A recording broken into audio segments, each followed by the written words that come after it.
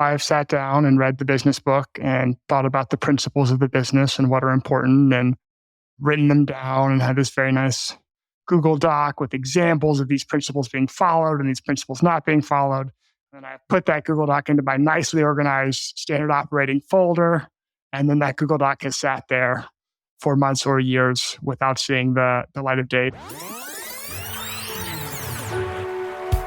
Hey, podcast listener, even if you are alone in your entrepreneurial journey, know that today, right now in your earbuds, you are joined by thousands of entrepreneurs from all around the globe seeking to grow better, more profitable, location-independent businesses. If you'd like to learn more about what we do and download our entire back catalog, check out tropicalmba.com.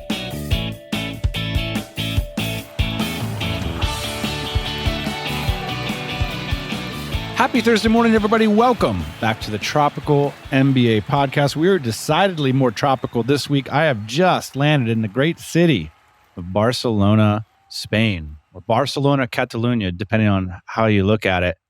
The combination of great weather, great people, a cosmopolitan city offering with some of the most incredible landscapes and outdoor terrain for hiking, for biking, for going to the beach, going to the mountains.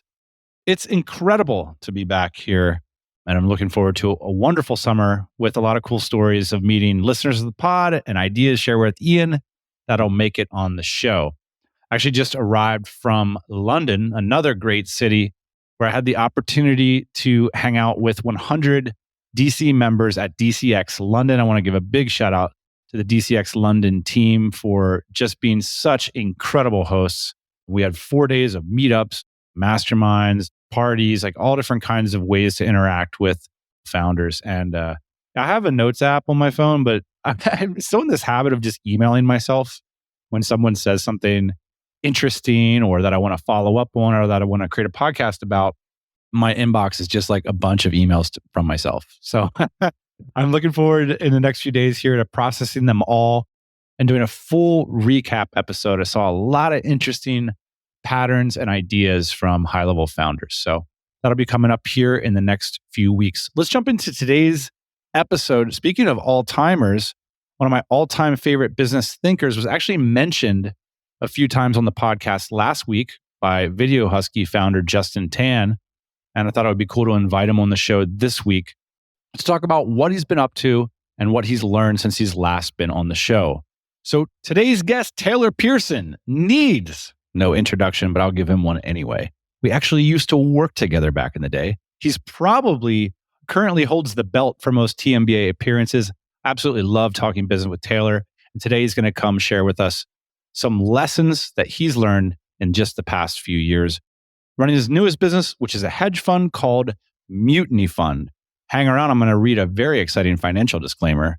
Before that, Taylor wrote an excellent book called The End of Jobs, which you can pick up at reputable booksellers and Amazon.com. And he also writes an excellent newsletter at taylorpearson.me, his personal website. And he occasionally does operations consulting and business coaching, which was the context in which he was mentioned last week. And I think Taylor sort of is a dual threat in that not only is he an excellent operator and business person, but he also has the ability to recognize patterns, describe them, and deliver them in a way where others can take action on them. And I think that in part is what makes him an effective coach, advisor, and team member. So today, among other things, we'll discuss efficiency and problem solving, building more effective team calls, figuring out how and when to break the rules, and more. And one more thing before we jump into the conversation, this podcast is provided for informational purposes only. It should not be relied upon as legal, business, investment, or tax advice. In fact, I'm going to start reading this in front of every single episode. Alternative investments are complex and carry a risk of substantial losses. As such, they're not suitable for all investors, and you should not rely on any of the information as a substitute for the exercise of your own skill and judgment in making a decision on the appropriateness of such investments. Heavy stuff to get Taylor Pearson on the show nowadays. This is a great one. I hope you enjoyed it as much as I did. Let's roll it now.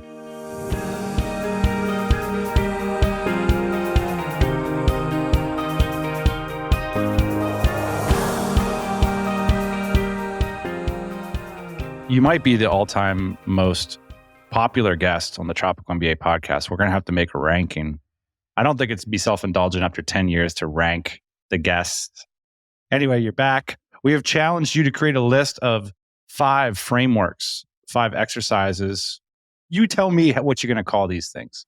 With it, 5 things I've learned from messing up in the last 2 years. That's I love 5 it. frameworks of things, ways I lost lots of money that maybe you won't. Something like that. What I like about these things, they're really fun to think about. Whether or not you're going to do them or not is a different story.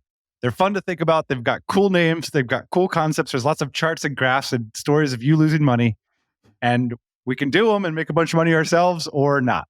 So it's a choose your own adventure. Anyway, 80% of those of you listening to this podcast currently own a business. Taylor is one of the best in the business. Let's go through these 5 ways you lost money, and so that we don't have to lose money. Sounds amazing. Let's start with number 1.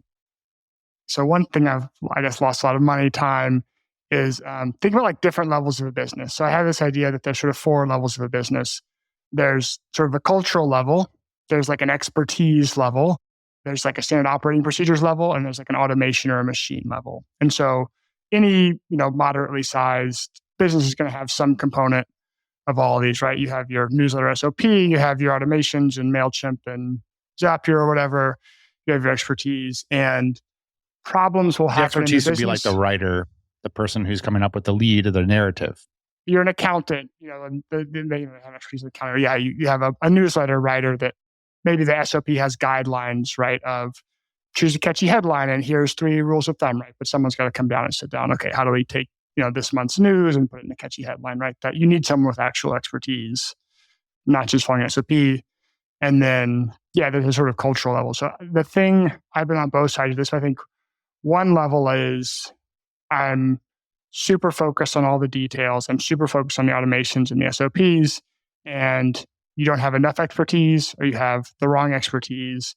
And so like a classic example of this, I would say, is like the founder starts and they're really good, and maybe they get into the 7 figures of their business and they don't build out a leadership team, and it's just like sort of like a cyborg, right? You have like a person machine mesh where like they have this sort of like army of minions and their army of Zaps and Zapier and automations, and like engineers can get really stuck in this, right? Because they can like build, they can build out custom scripts and do this whole kind of thing, but they're just stuck because like they need expertise, right? They need to hire a CMO that scaled this type of brand at this size before and understands like what that looks like. And so you tend to stall out or burn out, right? Because you're sort of your max cyborg capacity at that stage.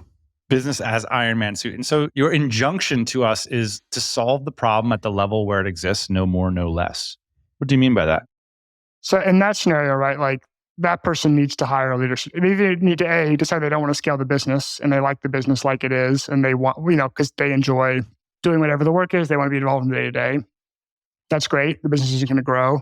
It's not going to grow much, and they want to do that. Or you need to hire a leadership team and get out, right? And like the flip side would be sort of like the over-delegation personality type, or like the over-delegation kind of like, oh, I'll just give this, I'm all focused on expert. I'm going to get the right people and I'm just going to kind of give them the stuff to do. But generally, the types of businesses we're typically talking about, 6, 7 low 8-figure businesses, like there's founders for the most part. The founders is the only one that really sees how all the pieces go together, right? And like you get to a point where there's an executive team and they do, but I like stepping too far back. I think that's like historically been my thing. It's like, I've been like, hey, smart person, we need a new marketing strategy. Go figure it out. And that doesn't work well because that smart person is like missing a ton of context of all the different things in the business that you've talked to 300 customers and you know what their preferences are, and you can imagine in your head how they're going to react to certain marketing pieces. Like, these sorts of channels seem to get more responses than these marketing channels. People are on Twitter, they're on LinkedIn or whatever, right? So like you need to sit down with the marketing person, like go through in detail. All right, like this is why the newsletter is getting a bad open rate. Like these are specific things. And so when you have the problem, you got to figure out, is this the right person that's good? And I just need to sit down and like give them the additional context and let's look at the newsletter SOP, what's going wrong there? Or, am I on the other side of this of like, I'm so in the details and the weeds that the business is basically suffocating the business of oxygen because we don't have the right sort of level of expertise to be successful. I can relate to both. Yeah. Yeah, me too. I was doing my So my takeaway on this point is I'm doing like my H2 strategy review today, and I was working on it all day long. And I identified 9 key challenges the business faced in Q4 and like our level of responsiveness to all of them. And you know what?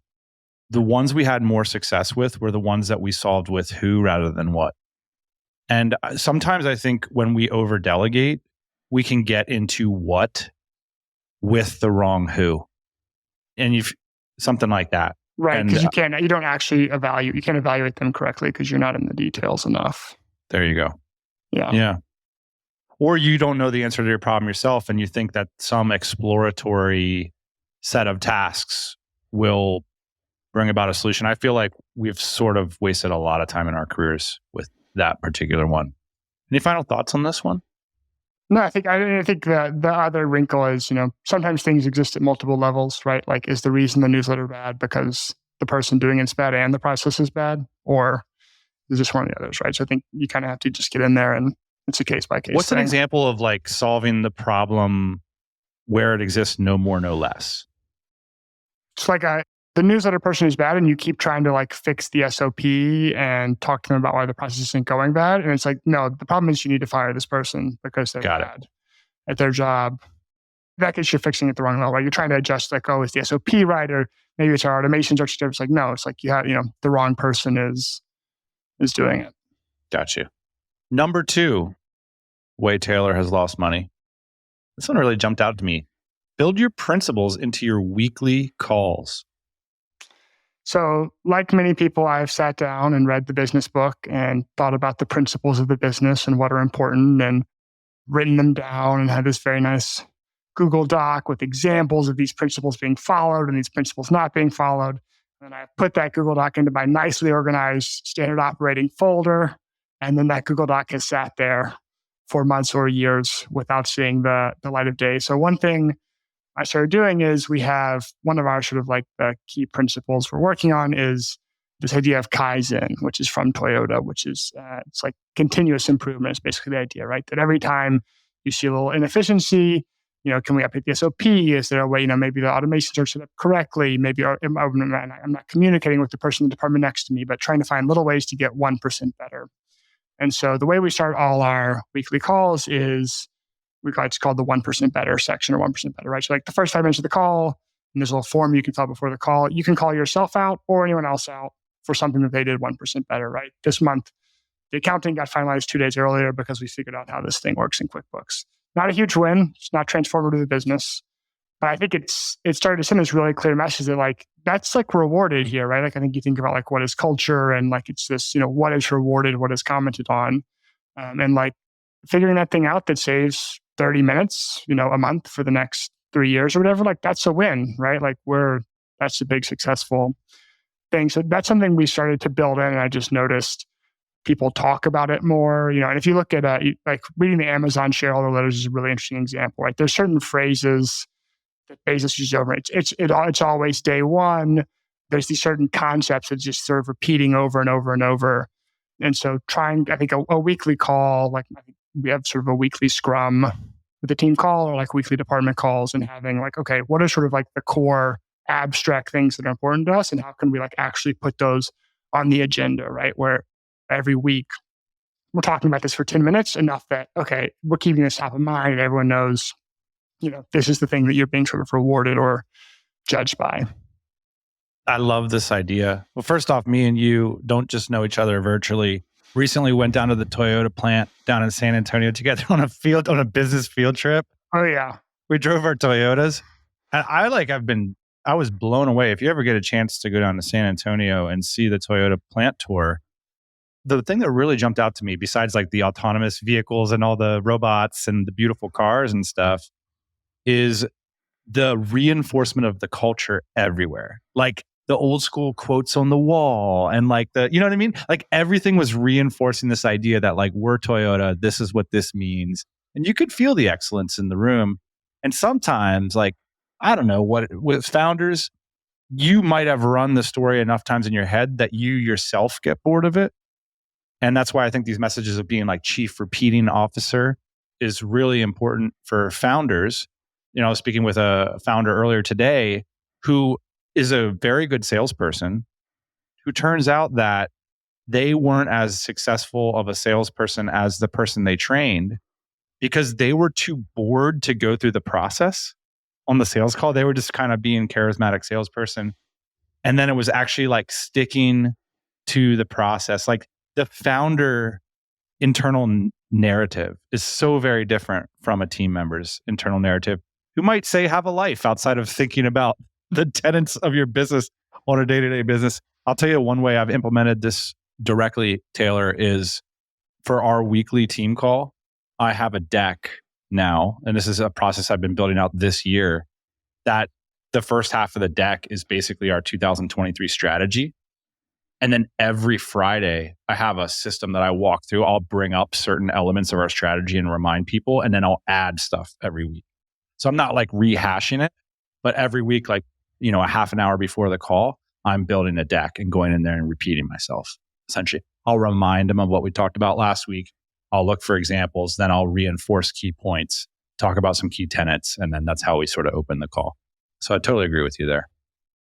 All right, next one. Choose which best practices you're going to actively break. You got my attention. So I think this was, I'm trying to even remember where this is from, but this idea of like there's certain sort of like cultural attributes or things like everyone can agree is good. Like you should be honest with other people that you work with and don't be overly combative and try to be creative, right? Like, there's sort of generic things, right? But what gets interesting, and like I think where like culture gets interesting, is picking the generally accepted best practices that you're like actively going to break. So I'll give like two big examples and some smaller examples. So like Facebook had their slogan, move fast and break things, for a long time, right? And so that is a sort of a principle which is like actively a bad idea in many types of business, right? If you are a nuclear power plant company, move fast and break things is an actively dangerous and harmful principle for you to have, right? But if you're a social network, it's actually an adaptive and useful principle for you to have, right? So I think every business needs to have certain principles which in another business would be seen as, actively harmful or dumb, right? Like you need to figure out like that. And that becomes, you talk about cultures, competitive advantage, that kind of thing, right? Like what are the things you're willing to do that other people aren't willing to do, probably for reasonable purposes. Interesting. So for like a podcast, it could be like hang out on the very edge of the Overton window. Open the Overton window and like stick your head out occasionally. And that would be great for a podcast business, be bad for an insurance business. Right. Or a nursery. Yeah, if you're doing some insurance business, right? Like, no, everything needs to be triple, double checked. And I think like Toyota's a good example of this. Like Toyota's thing is Six Sigma quality, right? So it's 99.9999%. So like that's a bad idea for lots of businesses to have Six Sigma quality because it's expensive to get Six Sigma quality. And it has there's lots of costs, cultural and real and everything else. But if what you're doing is you're mass manufacturing cars and it's the reliability and the brand and reputation, that's a really hard thing to compete with. Do you have something that you guys are doing, implementing this at Mutiny? I think given like we do, we're sort of in financial services, the sort of like robustness over efficiency is one of the ones we've talked about. So like, I think in that example, like I feel like we're a bit closer to a nuclear power plant than to Facebook, right? So there's a number of different trade-offs we've made, places we've moved slower in order to put certain sort of processes in place. And not Six Sigma, right? But there's a lot of parts of the business that we're trying to get to, 3 or 4 Sigma sort of, accuracy or whatever. And I think the other one we do just from like a branding perspective is it's kind of like a playfully irreverent, our logo is a pirate hat. The colors are sort of like purple and it's quirky. And, we're not wearing the pictures on the website are, we're not in suits with like a generic blue background or whatever, right? And like, that stands out. Your newest fund is called the Cockroach Fund. And our newest fund is called the Cockroach Fund, right? It's great. That's acting. You can imagine like Bridgewater or so, like something where they're going to come up with like the pest fund, right? The rodent fund. Hey, so you like the show? Just want to remind you, we have a website, tropicalmba.com. You can click through on your phone, check us out on the web, hit that subscribe button. I write the newsletter every week. There's a lot going on behind the scenes of the pod. That's the best way to find out about upcoming events, both virtual, in person, and much more. Check us out at tropicalmba.com and give us some feedback on this brand spanking new website. Because it's time for a spanking. I love it. So choose which best practices you're actively going to break and then make your business about that. That's very cool. This one, do a performance review and track your time and everyone on your team's time for 2 weeks, twice per year. Tell me how this goes down. This is really fascinating. And for those of you listening along at home, I'm looking at Taylor's schedule. It's very colorful. So I started doing this for myself, I don't know, 6 or 8 years ago. Yeah, twice a year for 1 or 2 weeks, I would like track my time in 15-minute increments. And then I would sit down and I would like put it all in a spreadsheet and categorize the time. So there's a few different ways you can categorize it. The one I most often do is just like assign a relative value to those tasks or whatever, right? So like running to Staples to pick up office supplies, right? I don't know. It's a $20 an hour task. You could hire someone for $20 an hour to like go to Staples and pick up office supplies for you or whatever. So I started this for myself, and then we started hiring people, and we have like every 6 months performance review schedule. Everyone, every 6 months sits down and we look at their last performance review and talk about what went well, what went wrong. And so as a lead into that, I started having people track their time for 2 weeks. I think especially in remote teams, my interaction with a lot of people is like, maybe I'm talking to them on Slack every day and we have a 1 hour a week call. They're on like a team call or a department call with me or something. But, like maybe I'm seeing what they're up to 2, 3, 4 hours. I don't have like a ton of visibility into how they're spending their day. So we had one situation where we had someone that was spending like 10 hours a week on some like editing, for our podcast production. Like the way we were doing the producing and the way we were recording it was just generating all of this like unnecessary work. And so for like 2 or 3 months, we had this person who was spending like 10 hours a week trying to like, reverse engineer our bad recording practices or our suboptimal recording practices on the podcast or whatever. And I had no idea. Like they were, it was 10 hours a week. So they were doing other stuff, right? It wasn't like nothing else was getting done. But that's a lot, right? They were spending a quarter of their time on this thing that was a result of like a process inefficiency. How do you do this, Taylor? How do you have them audit their time? So the 3 months, some people use time tracking software, you can use that like Toggle. There's a bunch of softwares that do that. Or I just do mine in Google Calendar, right? So like at the end of the day or just like throughout the day, I'll just like go in and like drag, 15-minute increments and say, okay, from 11 a.m. to 12:15, I worked on this kind of thing. And then put all that in a spreadsheet and assign a value to it at the end of the week. And then we'll go through that together. So usually I have them do it themselves and like come up with like their evaluation of how they're spending their time, right? Like, is this the right thing to spend your time on? Is this not? But I find it's really helpful, like, especially if someone's like moved up in the company, right? Maybe they're still doing tasks. They've gotten a promotion, but they're still doing tasks in their last year. You're like, hey, you need to pass this off to someone because like it made sense for you to do this a year ago. It doesn't make sense for you to do this anymore. So that's been really helpful. And I feel like I have a much better sense for like what's going on day to day with everyone. Yeah, there's a lot of these kinds of like processes that are asserting themselves as facsimiles of what would naturally happen in offices.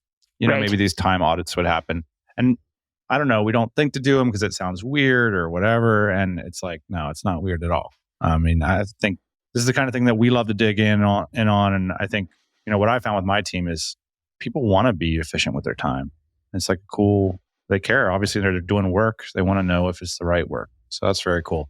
So we'll list them off. We're at 4 now. Solve the problems at the level where exists no more, no less.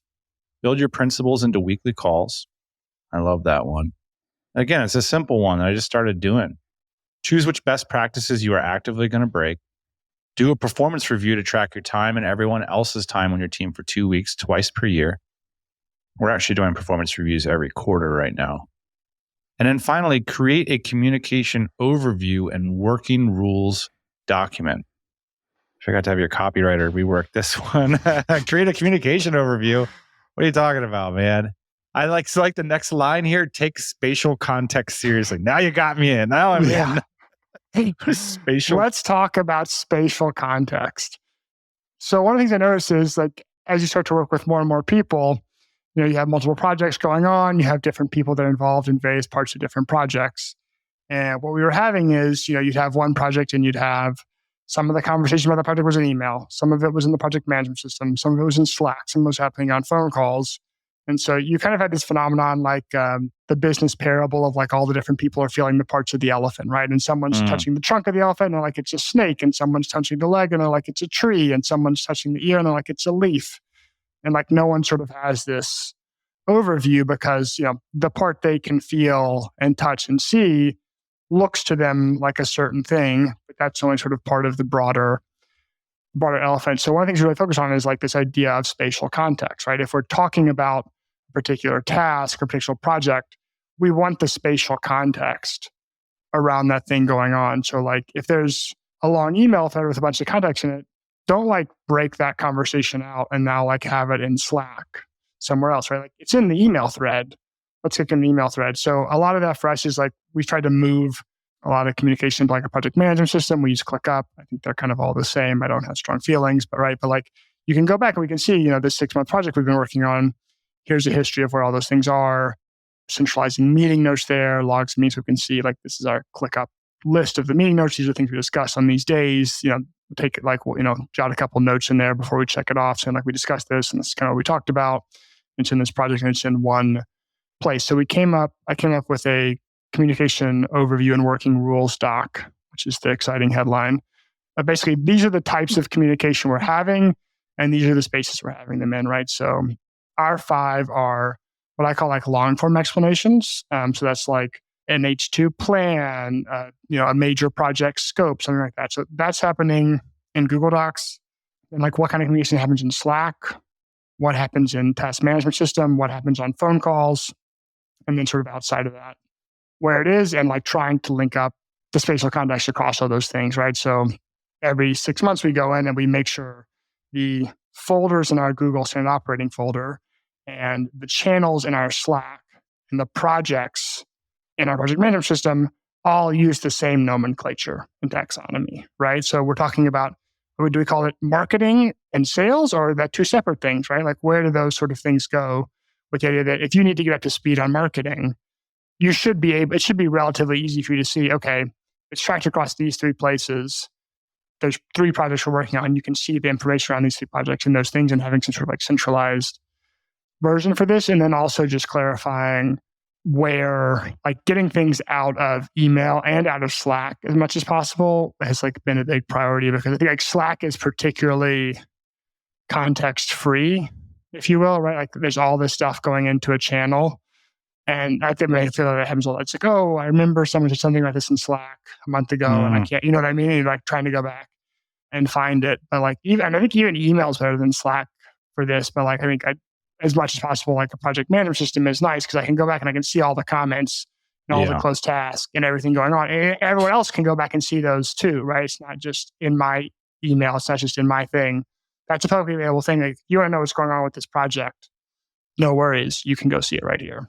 Gotcha. Yeah, for us, that's like we have like the strategic document that's like the meeting agenda for each division. And like that links out to all the key project documents, which we do in spreadsheets. So like for certain projects, we have spreadsheets called oracles, where it's like all the information about that gets zapped into that spreadsheet. You can have like 15 tabs, and it's like anything you want, anything that happens about this, like this is the truth.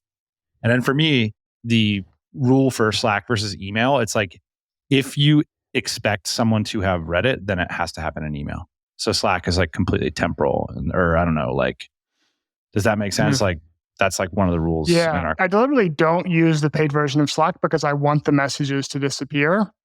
Because if you want something to stay around, you can't put it in Slack, because we're on the free version or whatever, where they automatically delete the messages after 3 months now. So like, wow, it's not going to be there in 3 months. For me, Slack is such a useful CRM like approximation, because we zap in like all kinds of sales and events and like things that are automated. So like when you search it, it becomes incredibly useful in that way. You probably do a whole episode about Slack hacks. Totally. Cool. Love it. So to review, 5 ways Taylor's lost money. 5 ways to improve your business. 5 frameworks to consider today. Solve problems at the level where it exists. No more, no less. Build your principles into your weekly calls. Love that one. A little bit of Kaizen. Choose your best practices. Choose which best practices you're actively going to break. Do a performance review and track the time for everyone on your team at least twice a year. And create a communications overview and working rules document. Taylor, love it. Tell us a story of what's going on at Mutify Fund. I mean, you used to be more of a public figure. You used to be out there doing the podcast rounds, writing books, writing blog posts, tweeting all the time. busy losing money doing poor performance reviews. I got too much going on over here, But yeah, so Mutiny is a small boutique fund I started a few years ago, and we're working on all the stuff I think most small business owners are working on. How many assets do you have under management? We have about 75 million assets under management currently, and then do you pull down standard 20% fees, or how does that work? Our fee structures, so typically it's they do like a number of numbers, like 2 and 20 is the classic hedge fund structure, which is a 2% management fee and then a 20% incentive fee. So if you have $75 million under assets, that would mean that you get $150,000 a year? If we charge 1 in 10, so we charge half of the 2 and 20. Okay. No hedge funds really, for the most part, charge 2 and 20 anymore. That's sort of like the 10 years ago or 20 years ago. Why is that? Just margin pressure. Same thing you see in every industry. More players coming in. If your strategy is officially done, the Renaissance Technologies is sort of the most famous hedge fund in the world. They charge 4 and 55, or 5 and 44. But they make a boatload of money and people want to invest in them and they can afford to charge those fees. So it's a market, right? Like, is your after fee, after tax return sufficient to justify whatever the fees you're charging are? But broadly in the hedge fund space, fee pressure has brought all the fees down over the last 10 years. So we charge a 1% management fee and then a 10% incentive fee on net new profits. You guys charge $750,000 a year in management fees. And what does that do? That goes directly into your boat, or what? How does that work? No, we pay. There's like regulatory compliance costs and all that kind of stuff that comes off the top. We have some like back office firms we work at with operational administrative stuff. And then we have our team that's like running all the day-to-day, helping people get onboarded, producing all the statements, annual audits, all that kind of stuff. So it's an economies of scale business, right? Like the fixed costs are pretty high for funds in general. In general, startup costs for a hedge fund, like you would expect it to be in the millions. I'd say that's fairly typical. And that's true for most finance. I mean, it's just a regulated industry, right? Like the same with if you're launching a medical device, pharmacy, right? You're in a regulated industry. You have relatively high startup costs because you have to comply with all the compliance and regulation stuff of a larger firm on day one, right? As soon as you sort of go into business. So that's a lot of what I've been working on is, trying to make sure we're doing like the nuclear power plant, all the correct boxes are checked, the trains are running on time, all that kind of stuff. So relative to most businesses I've been involved with, the fixed costs are just generally pretty high and like unavoidable, right? Like you can't negotiate on compliance stuff. Like, whatever it costs to get it done right is whatever it costs kind of stuff. But yeah, so we're working on building out and the operational stuff and building out a little team to support it. Do you have goals? Like, do you work that way? Like, we're trying to get X number of assets under management, and what would represent a success to you guys over the next, say, 5 years? I mean, we'd like for it to grow. And obviously that's the goal. We don't spend a lot of time. No, we don't have any sort of like asset under management goals. My partner works more or less full time just on the strategy, right? Sort of like our equivalent of product is like the investment strategy that we're doing there. So like funds are interesting because it's kind of like, you have a track record. People can see how you do. It's not so much like an email marketing software. It's like, oh, this one fits me. This one doesn't fit me. It's a little bit like that, but some of it's just like, you just want the product to be really good. Mm-hmm. And if, the product is really good, then you can kind of be mediocre at the sales and marketing and everything else, and like you'll still do fine. So we spend a lot of time on like the product and the just compliance operational stuff. Is what I would say our sort of biggest focus is. But we do want to start doing a little bit better job of sort of telling the narrative. And we have a particular what is our philosophy and our thesis, and why do we think this makes sense going forward, and all that kind of stuff. So I spent the last years mostly sort of on the operation stuff, but starting to work more on telling that story and all the research that went into it. We haven't really talked about publicly of why do we choose the strategy and why do we structure it the way we did and all that kind of stuff. Well, cool. We're looking forward to hearing your coming out party then. Yeah. Be good. Cool. You can check it out over at Mutify Fund. Taylor, Pearson, thanks for coming on the TMBA podcast. Thanks for having me.